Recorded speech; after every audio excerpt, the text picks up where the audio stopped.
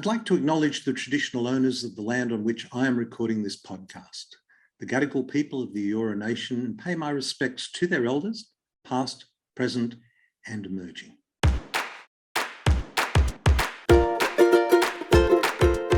Hello and welcome to Unstressed. My name is Dr. Ron Erling. Well, you've heard the expression act locally and think globally. Well, today we're going to explore both of those terms, localization and globalization, something that affects each and every one of us every minute of our lives. My guest today is author, filmmaker, Helena Norberg-Hodge, a pioneer of the local economy movement. Through writing and public lectures on 3 continents, she's been promoting an economics of personal and social and ecological well-being for more than 40 years. In fact, we talk about the economics of happiness. Helena is a widely respected analyst of the impact of the global economy and international development on local communities, local economies, and personal identity, and is a leading proponent of localization or decentralization as a means of countering those impacts. She is the founder and director of Local Futures and the International Alliance for Localization, the IAL, based in the United States, UK, with subsidiaries in Germany and here in Australia. In fact, I talked to Helena from Australia. Local Futures examines the root causes of our current social and environmental crises while promoting a more sustainable, equitable patterns of living in both North and South. Helena is also the founding member of the International Commission on the Future of Food and Agriculture, the International Forum on Globalization, and the Global Eco-Village Network. Helena's seminal books, and she's written a few, was Ancient Futures, Learning from the Ladakh, and it has been described as an inspirational classic, providing insightful solutions to the unintended impacts of development based on her decades living and working in Ladakh in India. Together with her film of the same title, it has been translated into more than 40 languages and sold about 500,000 copies. Her most recent book, Local is Our Future, Steps to an Economics of Happiness, outlines how a systemic economic shift from global to local can address the world's social, economical, ecological, and spiritual crises. It's been described as a must-read for our time. Helena is also the producer and co-director of the award-winning film, The Economics of Happiness, which we discuss in this podcast, and also co-author of Bringing the Food Economy Home from the Ground Up, and another book, From the Ground Up, Rethinking Industrial Agriculture. Earth Journal counted Helena among the world's 10 most interesting environmentalists, while Carl McNeil's book, Wisdom for the Livable Planet, she was profiled as one of the 8 visionaries changing the world. I have been so looking forward to talking to Helena and having her on as a guest. I hope you enjoy this conversation I had with Helena Norberg-Hodge. Welcome to the show, Helena. Thank you. Very glad to be here. Helena, there is so much you do. There are so many things you're involved in, and Local Futures is the main focus for your activities. I wondered if we might just start with Localization 101. What does that mean? Localization is essentially both a new economic paradigm, which is arguing that we need to reject the dominant economic trajectory that we've been on for a very long time, which has been creating more and more dependence on global businesses while destroying local businesses and economies. And we need now instead to reverse that process to start supporting more localized structures. And that means shortening the distance between production and consumption, particularly around basic needs like food. But it also means adapting economic activity to particular ecosystems and places. So it's particularly important in primary production, food, fishery, and forestry. We need rapidly a wake up about the absolute necessity of supporting local instead of global. There's a lot more to say about it. The path that our governments have ended up supporting, and often out of just a blind belief that the only way to grow the economy is through more global trade, that path is actually responsible for most of our crises, whether climate, extinction of species, epidemics of, health epidemics, epidemics of depression, insecurity, poverty, etc. So it's a very important issue, the need to shift towards localizing instead of globalizing. I know that often the availability of seemingly cheap food is often held up as globalization's greatest achievement. And we're going to talk about globalization too and how seemingly cheap it's not. But you were also involved in a film called The Economics of Happiness. And there are two words that often don't find their way into the same sentence. I wondered if you might just tell us, because this is one of your latest things that you've been involved with. Tell us about it. Yes, actually, the film, The Economics of Happiness, came out in 2011, but it's still as relevant as ever. And I have to say, ever since my work in the ancient Tibetan culture of Ladakh and Bhutan, I've been trying to raise awareness about happiness. And very often in the West, I would be, I'd be told that, well, happiness, you can't measure it. And how do you know that people were happy? And for one thing, I've always tried to say, we all know the difference between when we feel happy and when we don't feel happy, when we feel sad or angry. We know the difference, and the difference is huge. And we also know now medically how important it is for our health, our general well-being, to have a happy state of mind. So essentially I saw this link between what's happening in the economic system out there and our inner personal well-being. And again, with the globalizing, large-scale, speedy, competitive path, we were being taken away further and further from deep connection, both to family, to community, to our own place.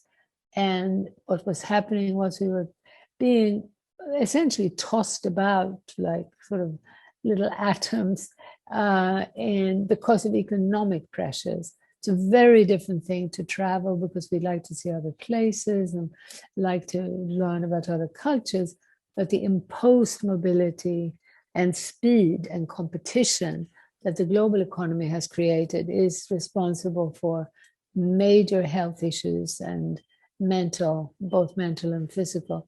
So localization, again, is about reversing that, is about rebuilding more stable, more place-based, more community-based structures and economies. And we can see, we have evidence that it brings about greater health, both emotional and physical. The book, one of the books you've written and been involved is about that, Ancient Future, Learning from Ladakh. I wondered if you might share with us in a little more detail. You touched on it as an inspiration for the movie, but what was some of the lessons you learned from that book, from your experience there? From my experience, that's what it was. I arrived in this place called Ladakh, which is West Tibet, part of Tibet that belongs politically to India. It had been sealed off from the outside world and was suddenly thrown open. I arrived there as part of a film team in the mid-70s. I was only going to be there for 6 weeks, but fell in love with the place and people. I was a linguist, so I started working on the language, and the spoken language hadn't been written down before, so it was very challenging, very interesting work.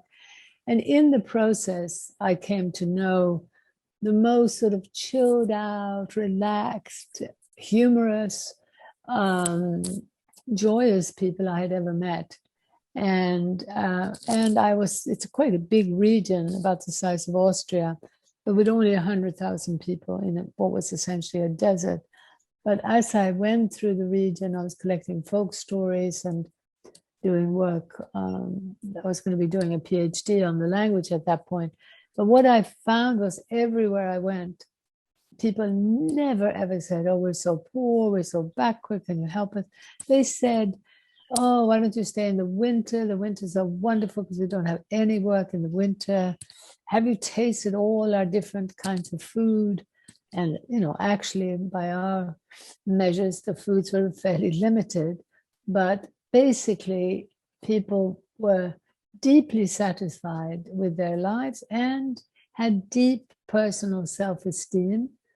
And I witnessed then how the advent of a consumer culture pushed by advertising and also by tourism in a way, all of that imposed this sort of image of what you're supposed to be like and how you're supposed to be this urban, westernized consumer to have any respect and to be considered important. And it gave the illusion that if you lived in that urban consumer way, you never worked, you had infinite amounts of money. So it was a very seductive image that particularly appealed to young children. And I saw how this led to a loss of self-esteem, how it led to also ultimately to conflict between local groups. So I've, ever since that time, been trying to raise awareness about the impact of this consumer culture economy on different parts of the world and what we can do to change it. Yes, well, I think one feature of globalization that it runs across the board is the holding up of growth as the measure of a success of a government or a society. This is, we're being encouraged always at every level to be good consumers, not good citizens. I mean, are there any benefits to globalization? Before we lob into, dissecting it a little more, are there any positives? Well, it depends how we define it. The globalization of the economy, which is something that I've been looking critically at for the last 45 years, there are very few benefits there in the sense that even for the winners, and we're talking now about billionaires who are, going towards 100 billion and more, even their health is threatened because this type of global growth is directly linked to massive increases in emissions and therefore climate change, extinction of species, the imposition of vast monocultures in terms of farming, fishery, and forestry. And that always necessitates ever more chemicals because it's so unnatural. Those chemicals tend to destroy the soil, poison the water, poison our health. So, our health is threatened, our survival is threatened.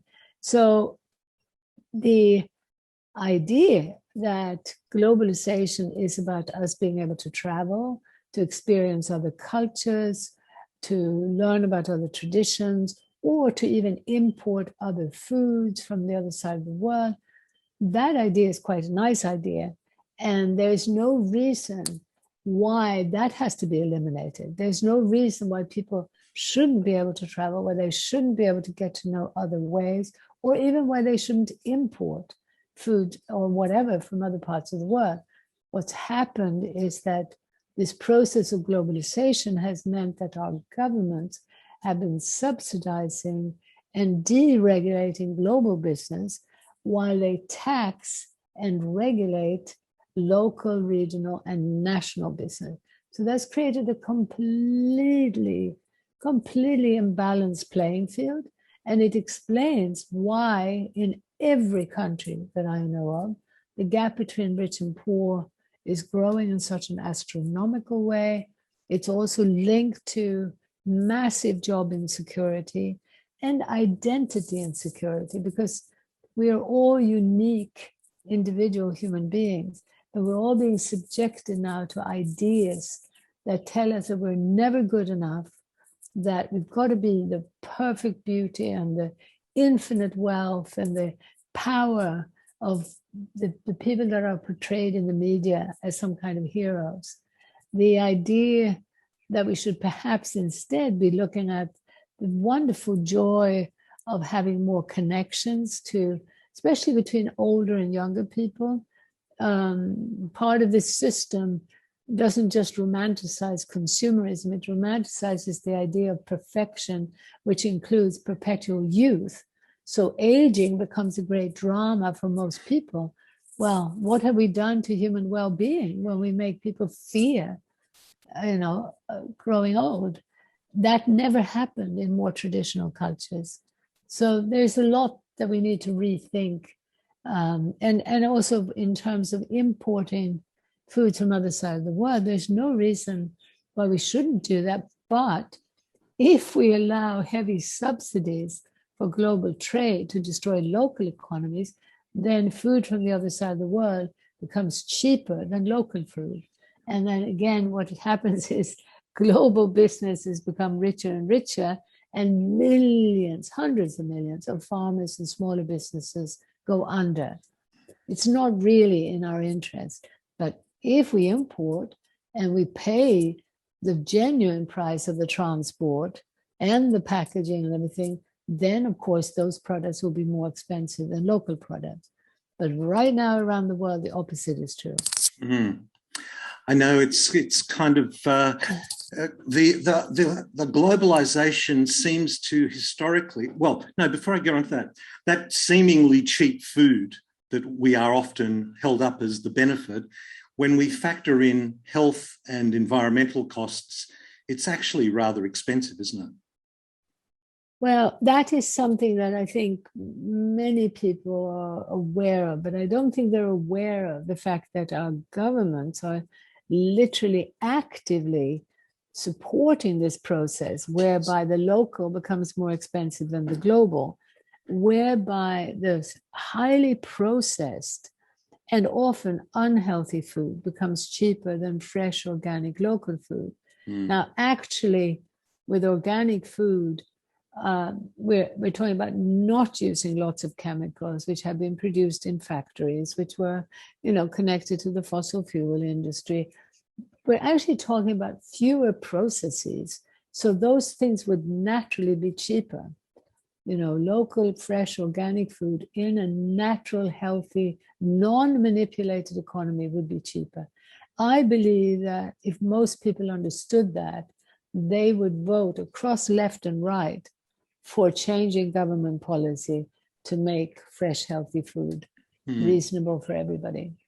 I know when it comes to environment, I was really shocked to read a few years ago the IMF report on fossil fuel subsidies. And I was having dinner with someone who was in a government position and said, oh, these renewables just wouldn't survive without subsidies. They'd be unsustainable without subsidies. I said, well, hang on. In the time you and I have just been talking, I think $10 million a minute the fossil fuel industry gets every year, year on year. I mean, yeah. Extraordinary. But this also, what's extraordinary about that is the ignorance of the bigger picture. And it's not to blame that minister or whoever he was from the government. It's just that almost no one has been charged with stepping back to look at the bigger picture and to do that from a global perspective. Yes. And so to me, that's hopeful. I feel that the main reason we're in this mess, and if we're not careful, government policy is going to take us even further in the wrong direction, but it's mainly because of blindness. And I would argue blindness at the grassroots among activists as well as among government ministers. So that's, I think, in a way hopeful. I do feel that it's more podcasts, more ways of getting the word out that we. Well, you'd be interested. There are three words that I like to use, and that is collaborative, inclusive, and proactive. And I think that needs to be across the board. But I digress for a moment. Globalization and sort of, it started really with neoliberalism, didn't it? I mean, in a way, it cut the legs out from underneath an emerging labour movement of the 60s and 70s and transferred it elsewhere. And one of the things that are held up are that we've lifted a substantial number of people out of extreme poverty. Isn't that a wonderful thing? And so there's this double-edged sword, if you like, a paradox. How do you see that when people say that to you? Well, I mean, first of all, I would really ask people to go back to the foundations of this modern economy, to actually go back to the 1700s and look at how the very beginnings of this economy was about global traders from Europe who gained access to resources across the world through force. So we're talking slavery, we're talking genocide. And I think it's really important that we realize if that had not been created, giant global banks and corporations would never have been as wealthy as they were by the time of the world wars. So we have a historical rise of power in the hands of global operators, and even starting earlier with the Dutch East India Company and so on. And all the time, it essentially consisted of telling people it's not in your interest to maintain self-reliance. Don't try to grow everything you need. Just specialize for export. And that's a central principle of the modern economy. It's called comparative advantage that, and on the surface, it makes sense. In Scotland, if you can grow oats really well, don't bother. You obviously can't grow bananas anyway.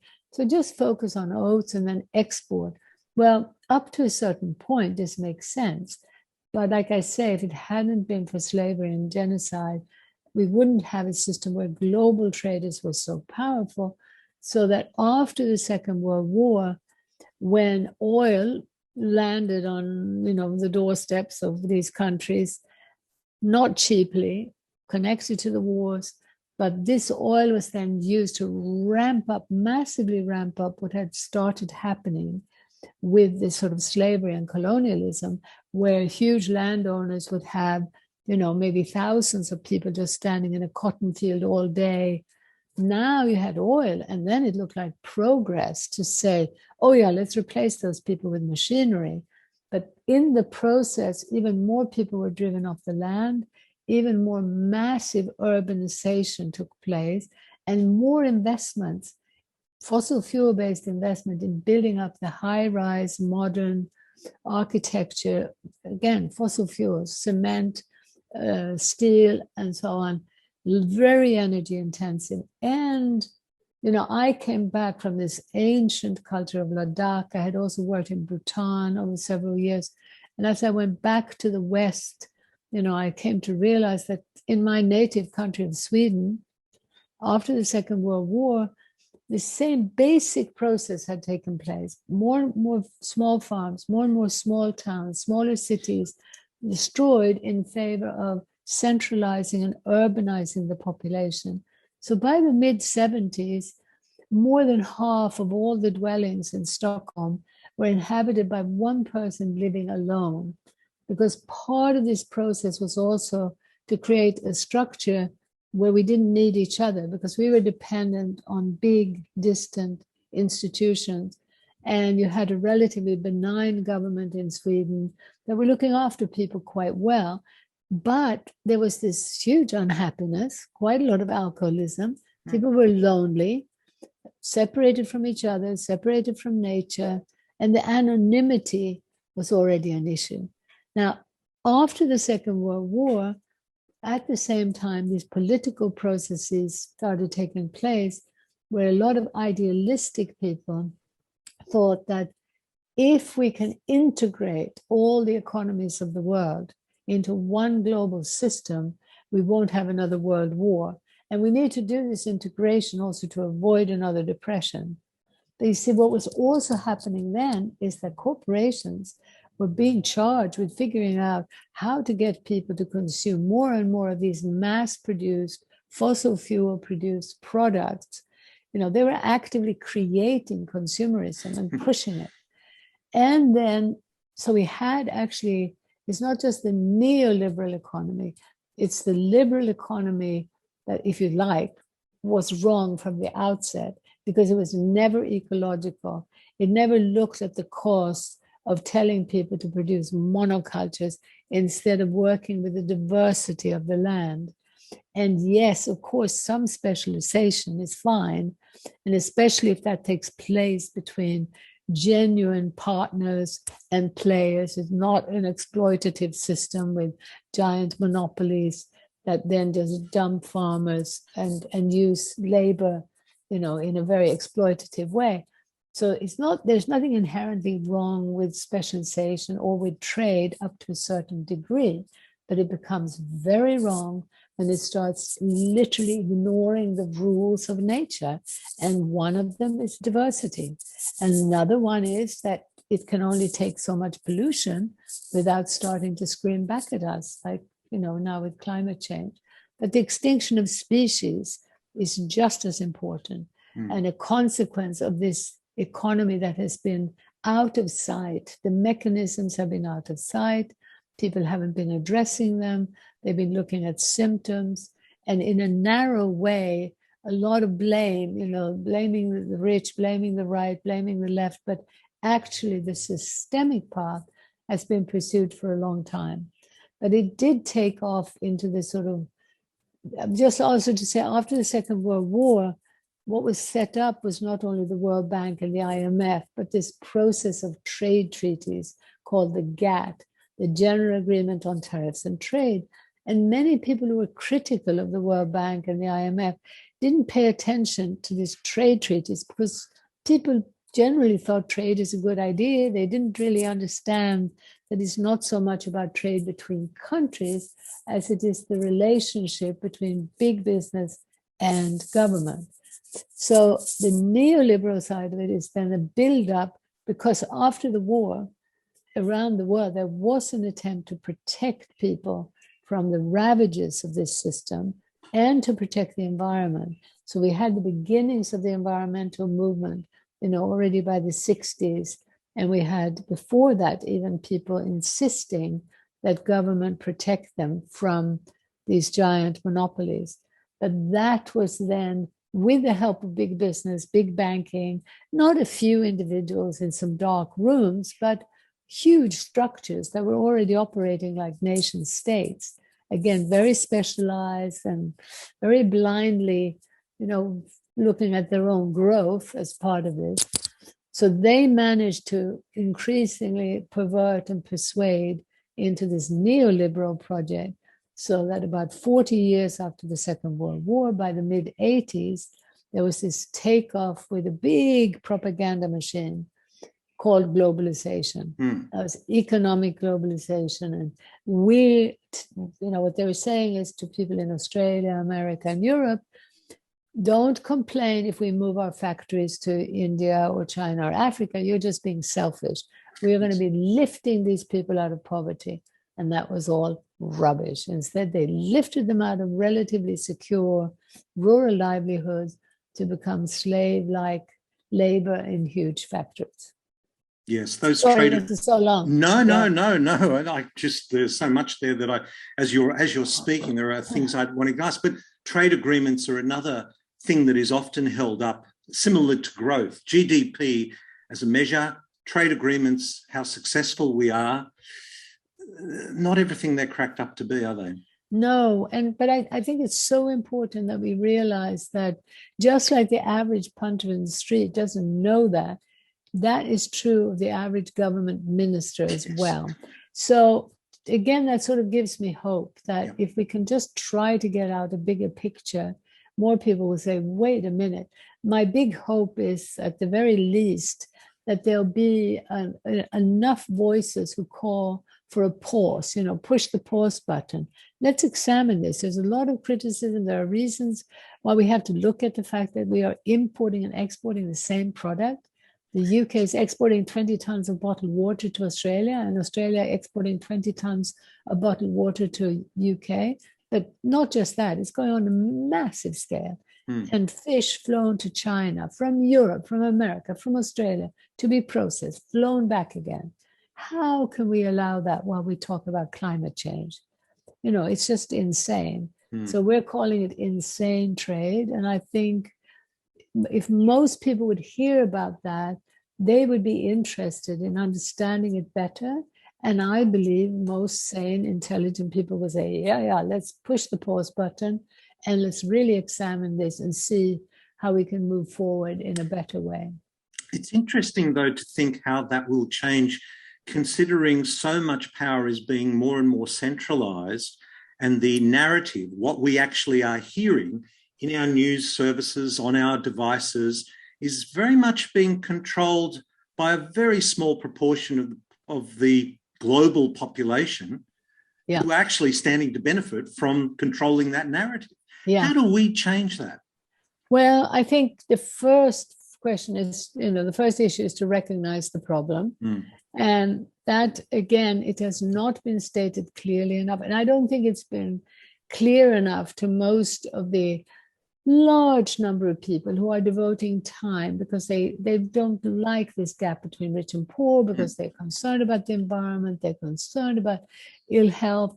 All of those hundreds of billions of people who are concerned and are actually taking time to do something about it have not understood the need to focus on the economy as a joint agenda, as the main reason why we have such enormous social, environmental crises now, including the pandemic. So it's happening. I feel very encouraged, particularly because we put out this clear message about the need to strengthen local economies worldwide. And there's a huge upsurge in interest in that, particularly since COVID, but already after 2008, when it was so clear that the financial casino should not have the right to play with our lives in this way. But the fact that what was needed was regulation, and that would benefit the vast majority of people on this planet wasn't clear. So how do we do it? We basically try to persuade more of the groups who are already focused on trying to do something to make the world a better place to focus a bit more on this. And our message is, do not think you're going to get your head around it by studying economics. We're talking about a few basic truths and principles that need to be exposed. The measurement of GDP, as you said, the trade treaties, those are the main ones, but they're also to do with what governments tax, what they subsidize, and what they regulate, because the trade treaties are accompanied by over-regulation at the local level. And this over-regulation at the local level gives a huge push to the right wing that says, away with government. We don't want any government interference. Let's have laissez-faire economics, because they don't realize that the laissez-faire economics is not about helping them, but helping giant monopolies. So again, this few basic building blocks is what we need to look at and understand. And one of those blocks is definitely the media. The media is part of this system of enormous corporate control, and it's linked to a financial casino where money is being generated literally out of thin air. And that money, basically fictional wealth, through our ignorance, we're allowing this crazy, crazy casino to drive destruction and to prevent us from looking at the cause of the destruction.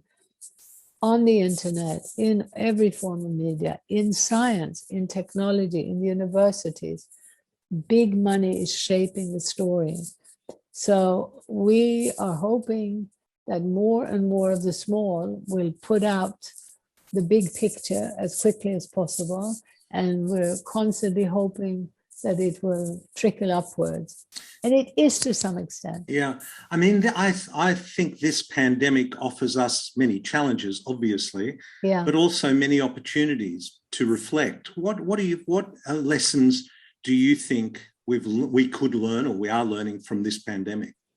Well, for us, it's very clear because we're working quite internationally. And then when you see from so many different countries, similar statements and so on, and we decided to launch something called World Localization Day recently, last year. And then this year we worked with about 70 groups on 6 continents. And so a very clear pattern that from the grassroots, there is a demand for ways of living and doing things that are working with nature instead of against nature. there is a demand for restoring some kind of social cohesion, and that means not accelerating this widening gap between rich and poor. And in COVID, a real hunger for community and connection was developed, and many people were also lucky enough to experience a certain rebuilding of family and community, as many of the younger people came home and people lived together, which is not always an easy issue, I'm very aware, but it was definitely, it definitely boosted the interest in localization, for sure.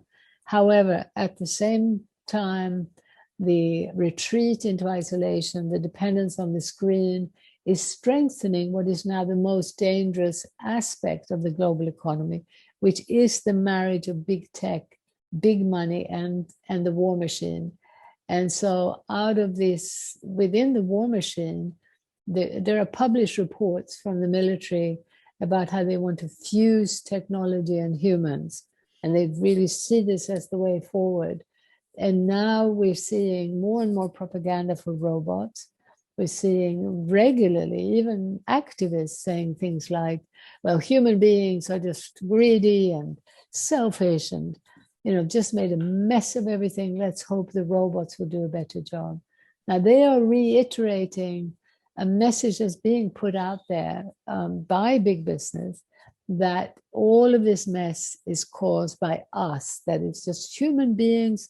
We've told them about climate change, and yet they're still driving around in their cars. They still want to go, you know, on holiday in airplanes. They don't care. They don't learn from information. Now, the truth is that we have not been informed of the really efficient and systemic way of reducing emissions. We haven't had the information we need. Instead, the finger is pointed at the individual, and it's made to seem as though the average person in the West is not only responsible for climate change and being unwilling to change their habits, but they're responsible for keeping people in the third world poor.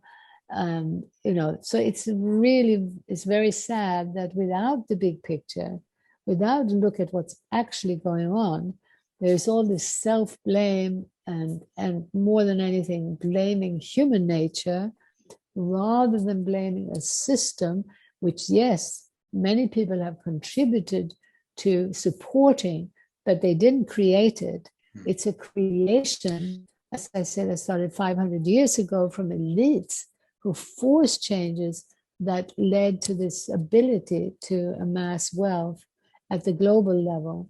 So again, the idea of localization is, let's start getting some grip on the economy. Let's the average citizen really see what it consists of. Let them know that GDP has become the most outrageous indicator of progress. It goes up. If you and I are ill, chronically ill, have to go in and out of hospital, have dialysis, have constant, you know, pharmaceutical, great for GDP.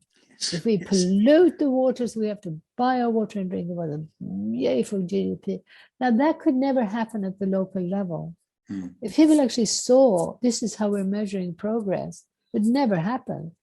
You'd have to be insane to sit there clapping your hands and call it progress when more people are ill. And when, you know. Yeah, now one of the books you've written is From the Ground Up Rethinking, or you co-authored, Rethinking Industrial Agriculture. And this program and my interest in regenerative agriculture over the last 10 years has been really profound. It's had a profound impact. How scalable? Well, firstly, let's rethink industrial agriculture. What is that? Tell me. I mean, talking locally, but is it scalable? Because ultimately, that's the thing that's thrown up in support of globalization, isn't it? Yeah. Well, first of all, industrial agriculture is that agriculture that came in, particularly after the Second World War, with lots of fossil fuels, believing that using more and more machinery, more and more chemicals was a wonderful step of progress, alleviating people from the hardship and labor, which, as I said previously, had been created because of the injustice of very wealthy elites and corporations being able to keep, slave-like conditions, and already land holdings that were far too big and monocultural. So when you were standing in a cotton plantation all day long, bending over, then bringing in the machinery definitely looked like progress. But what we have to look at now is that if we go back to earlier stages in our, as it were, evolution, we evolved as a human species in smaller intergenerational groups, more deeply connected to the land. And there are many examples of farming that was very successful for thousands of years. Right now, you're familiar with the controversial stories about that in Australia, but I am absolutely convinced that they did manage the land very well, and they did farm.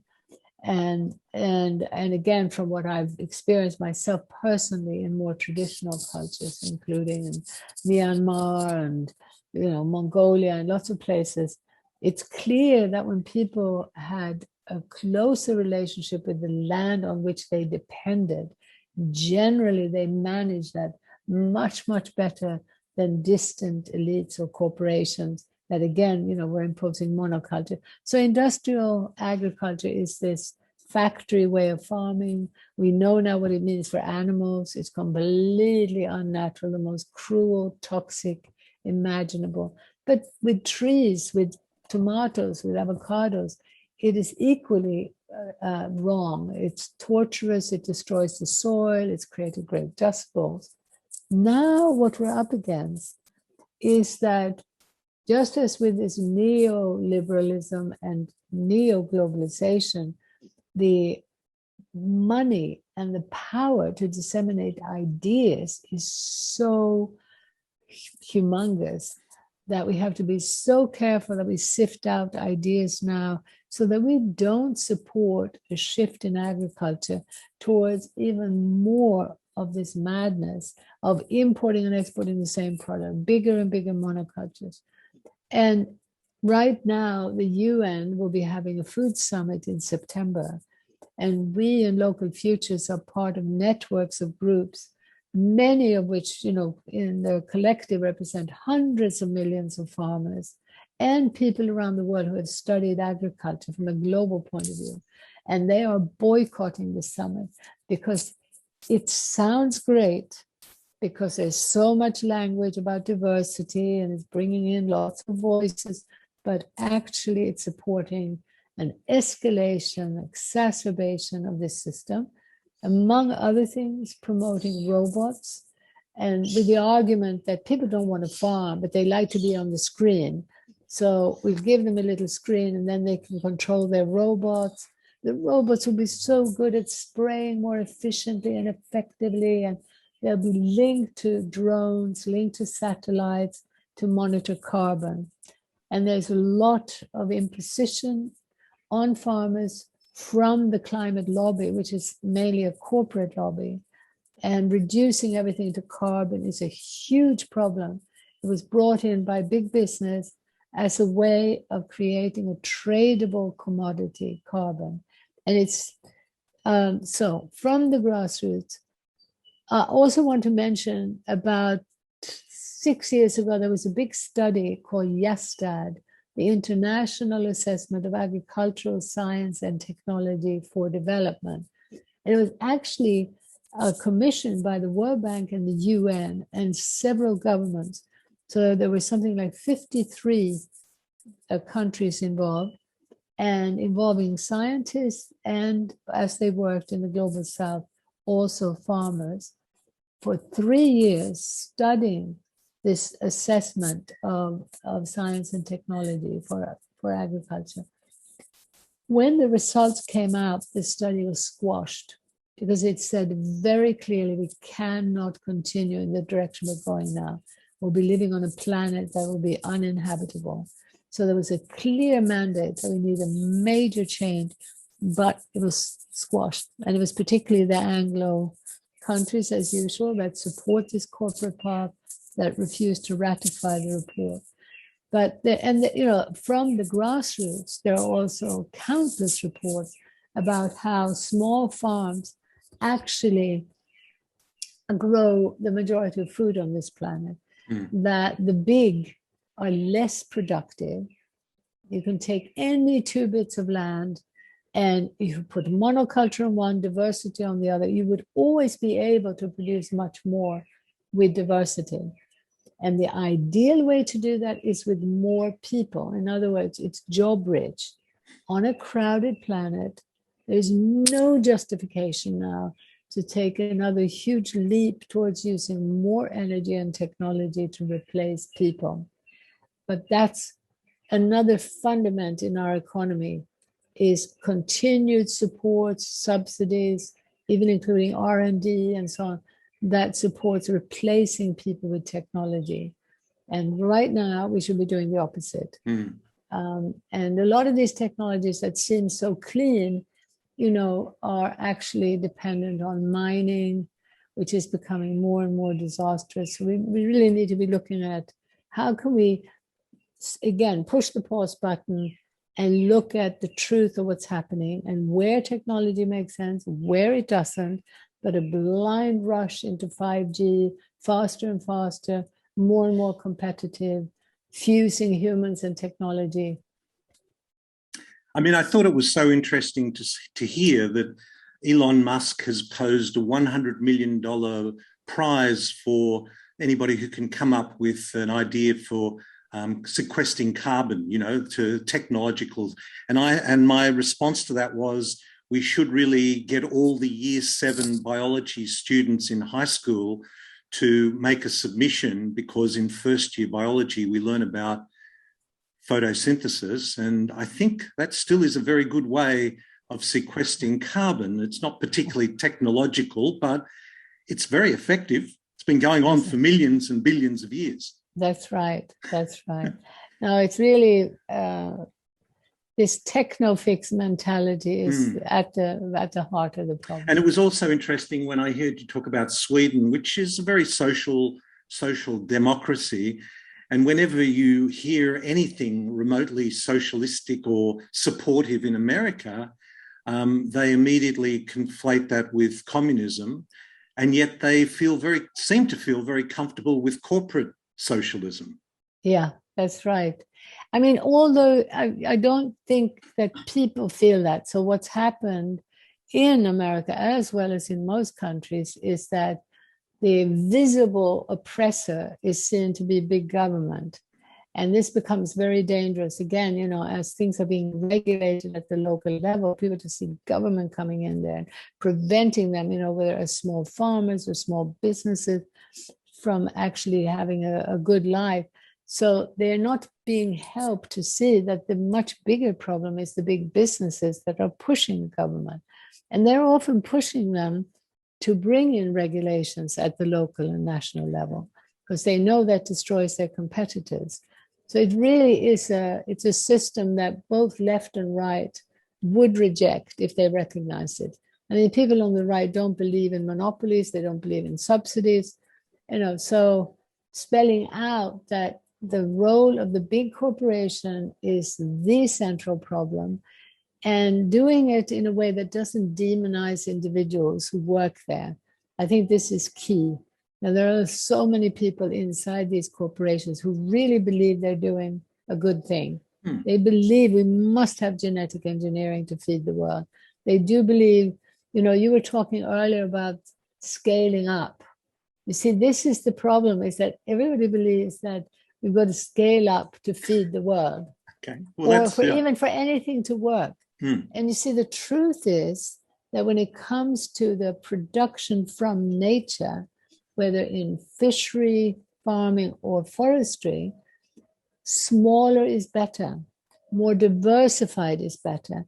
And then also the more intimate, more people there who will only pick the apples that are ripe and let the other ones hang on the tree till another week. The machinery for a long time now has been picking all of it. And now they may tell us, well, the robots will know the difference in ripe and not ripe. But please don't believe it. Structurally, it doesn't work.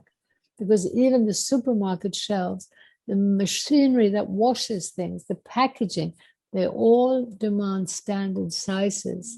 So this is one of the reasons we have mountains of really good food just burned or destroyed because it doesn't fit into an econometric model.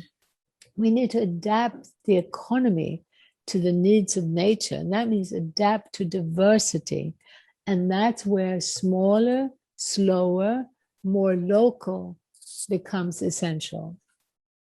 I love that. Adapt the economy to the needs of nature, because one of the things I love about regenerative agriculture is that it is very much about enabling rather than dominating nature. Yeah. And what a wonderful concept that is, to enable nature. Yeah. I wonder if Can I also just say something about regenerative agriculture before we go on? Please do. And that is that it's so important. In regen agriculture, there are now, as with everything, there's this bottom-up movement of people just through common sense, experience, closer relationships with each other and the ground, are coming up with solutions to work with nature and to work with each other in more collaborative ways to really, to come up with literally millions of solutions. On the other side, big business is working from the top down, and they're trying to use their concepts of ecology, sustainability, diversity, and regenerative agriculture to actually keep pushing in the same direction. So to avoid that, we need to try to use more holistic language. We need to try to talk about this as a food system, not just about the soil, but how do we build food economies that work and that work for people and for nature. And the wonderful thing is with the local food movement is that you can see that it distributes wealth as well as healing the planet. And even more wonderfully, it heals people, as people get more engaged in that really probably archaic, deep side of us where we were involved in our evolution with food production, with harvesting, with processing, cooking and celebrating together over our food systems. So that is what's being recreated in the local food economy. So there we're talking about the combination of absolutely regenerating and restoring the soil, but also crucial is to talk about diversity. Try to diversify as much as possible, avoiding monocultures. Because I just heard a talk from a UN specialist the other day where they were claiming that these sugar plantations in Brazil that are monocultural are not actually monocultural, because they're claiming that because they're being grown organically, it's okay, and there's more wildlife in there than in the forest. That's part of the propaganda to prevent us. Because once we really start diversifying, it can really only be done with markets that are closer to the farm, ideally closer geographically, or at least of a scale and with enough time to on the ground see what's happening. So there are some very interesting food or even herbal companies where one can trust that they really are checking on the soil, what's happening to the soil and the diversity on the land. But that comes through more intimate linkages. Big businesses, Amazon and Bezos and these giants can't do that. And so for regenerative, let's talk about diversified, organic food systems, localized food systems. Yes, it's interesting to see these billionaires working out escape routes from the planet they're destroying, but that's a whole other story. And actually, interestingly, also, I think the pandemic is reminding us that real connection with each other, there is no substitute. I mean, we may be wondering at how wonderful it is here. You and I are talking across Australia on Zoom. That is wonderful. I appreciate that. But the connection face to face with our local people is what we're being reminded is so precious. Yeah.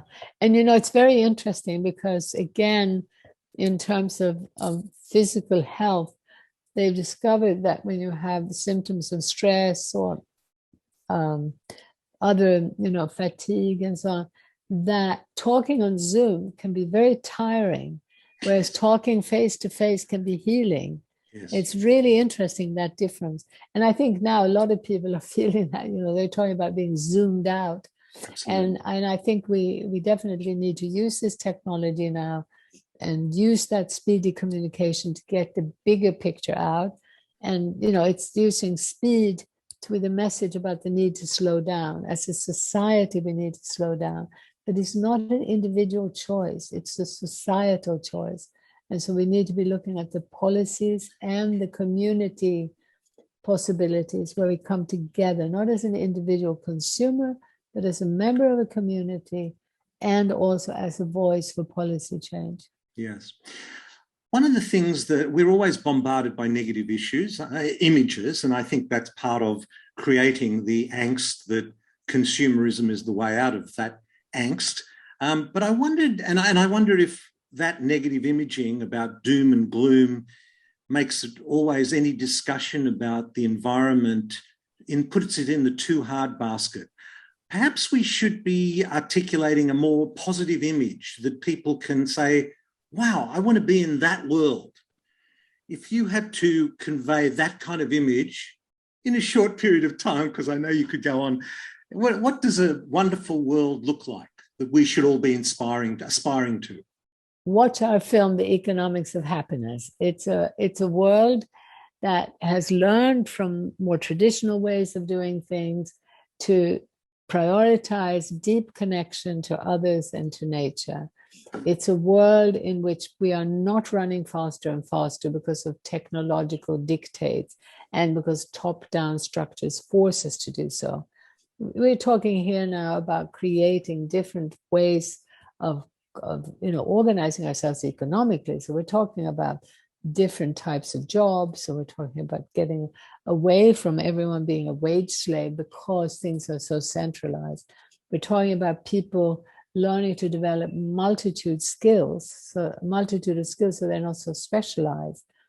And what's wonderful is that we can point to examples in the localization movement of what happens when people start coming together in a more human scale, community way. It's happening a lot in the local food movement. Even the difference between how people feel when they shop in a farmer's market compared to a supermarket. That image right there, that experience right there, in a way says it all. But people might not think about the different elements in the farmer's market that make it so rich. Because as I was saying earlier, I think they have something to do with a deep, archaic longing for us to reconnect to the really important thing. And that's why a farmer's market is so much more inspiring than other types of markets that can also be really nice, with artisan production and so on. But there's something far more fundamental going on there. Another aspect is that it suits young children and old people. It's almost always in a pleasant environment, slower pace. We've done studies and found that people have 10 times more conversations in a farmer's market than they do in the supermarket. So that emblem of the farmer's market versus the supermarket, that's sort of the picture that I'm talking about. And it's a world that would be absolutely far more egalitarian, but not because of some top-down imposition of some enormous big government imposing it. It's a natural consequence of allowing for the more human scale interdependence in places rather than becoming dependent on distant giant businesses and systems over which we have no control. Well, Helena, I want to thank you for your inspiring work and for sharing your time. I've been so looking forward to this conversation and I love what you are doing. We will, of course, have links to your website, your books and your films. And thank you so much for joining us today. Thank you. Very nice to meet you. I hope we'll stay in touch. We will. Yeah. Thank you. Well, I have been so looking forward to talking to Helena, and as you picked up, if you're a regular listener of my podcast, many themes that she was discussing there themes we've touched on in various podcasts with various guests over the years. And it's perhaps now more relevant than ever. I mean, we've moved towards this high-tech, globalized world, and we've got these devices in our pockets, in our laps, on our desktops, which connect us with the world. We could have thousands of friends and followers, but are we connecting with the person next to us? Are we connecting with how our food is grown? Do we even know how food is grown? And where is it coming from? This idea that we are consuming seemingly cheap food is a theme that we've covered before. When you factor in the individual health costs and the community and societal health costs and the environmental costs, this seemingly cheap food is costing us the earth, quite literally the earth. We have an epidemic in chronic, preventable, degenerative diseases, which are largely the result of nutritional and environmental imbalances. That's it in a nutshell. And the food we consume is contributing to both the health of the individual, or poor health of the individual, and the crisis in the climate that we find ourselves in. Not just the loss of soils, but the whole warming of the planet, the raping of the seas, clearing out the treatment of animals in industrial agriculture. And I thought it was very interesting to ask Helena about how she saw the Great Reset, this Eat Lancet report, and this push towards veganism, which is a follow-on to the discussion I had with Professor Frederick Leroy recently as well. And I think this is another example of well-meaning people, wittingly or unwittingly, joining a movement which is not looking holistically. It sounds like it's holistic, you know. Industrial agriculture is bad, animal agriculture is cruel, therefore we should not be consuming animals, or animal products for that matter. And as my all-time hero, Alan Savory, said in episode very early on, I think it's 3, 4, or 5, it's not the resource that's the problem, it's not the meat that's the problem, it's how the meat is being managed. And agriculture is not the problem, it's how agriculture is being managed. So this is all part of the same issue. Anyway, we will have links to Helena's website, Local Futures, and I would encourage you all to get on board and see how you can contribute to this more localized movement. And I think there are so many positives there for us as individuals, as a community, and as a society, not to mention the whole planet. So until next time, this is Dr. Ron Ehrlich. Be well. This podcast provides general information and discussion about medicine, health, and related subjects. The content is not intended and should not be construed as medical advice or as a substitute for care by a qualified medical practitioner. If you or any other person has a medical concern, he or she should consult with an appropriately qualified medical practitioner. Guests who speak in this podcast express their own opinions, experiences, and conclusions.